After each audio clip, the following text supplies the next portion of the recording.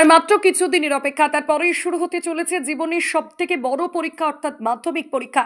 এই মাধ্যমিক পরীক্ষায় নিজেকে কিভাবে প্রস্তুত করতে হবে তার কথা মাথায় রেখেই পশ্চিমবঙ্গ তৃণমূল মাধ্যমিক শিক্ষক সমিতির পক্ষ থেকে আজ জগৎবল্লভপুর হাই স্কুল অডিটোরিয়ামের মধ্যে অনুষ্ঠিত হয়ে গেল 2025 মাধ্যমিক প্রস্তুতি কর্মশালা।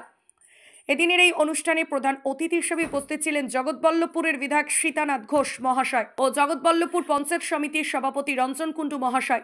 যেটা জানা যাচ্ছে, এদিনের এই অনুষ্ঠানে জগৎবল্লভপুরের অন্তর্গত প্রায় 29টি স্কুলের প্রায় 450 জন ছাত্রছাত্রীদের নিয়ে প্রস্তুতি কর্মশালা অনুষ্ঠান শুরু করা হয়। এছাড়া এদিনের এই অনুষ্ঠান থেকে জগৎবল্লভপুরের বিধায়ক সীতানাথ ঘোষ মহাশয় 2025-এর সকল মাধ্যমিক পরীক্ষার্থীদের শুভেচ্ছা ও অভিনন্দন জানান। নিশ্চিতভাবেই তোমাদের জীবনের প্রথম পরীক্ষা। আমি ঈশ্বরের কাছে, আল্লাহর কাছে প্রার্থনা করি তোমরা প্রত্যেকে নিশ্চিতভাবেই কৃতকার্য হও। আগামী দিনের জন্য, আগামী দিনের জীবনে প্রতিষ্ঠিত হওয়ার প্রথম পরীক্ষা তোমাদের এই মাধ্যমে, এটা খুব ভালোভাবে দাও। তোমরা প্রত্যেকে সাফল্য লাভ করো, আরো উচ্চতর শিক্ষার জন্য তোমরা এগিয়ে যাও।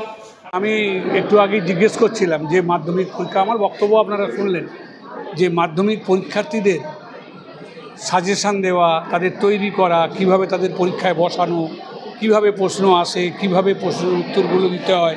এখন তো নেগেটিভ মার্ক অনেক প্রশ্ন আসে, তো সেই সম্বন্ধে এই যে ওয়ার্কশপ, এটা আমি জিজ্ঞেস করছিলাম আমার সভাপতিকে।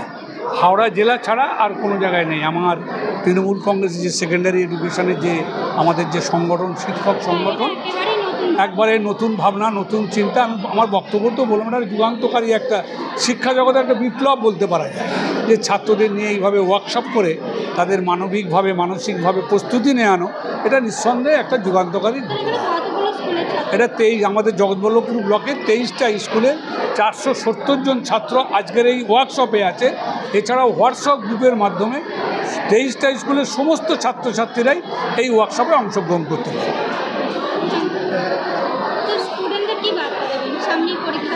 আমি আমার তো বক্তব্যে বললাম যে নার্ভাস হওয়ার কোনো কারণ নেই। অন্যান্য পরীক্ষা যেভাবে নাও সেইভাবেই তোমাদের এই পরীক্ষাটাকে নিতে হবে।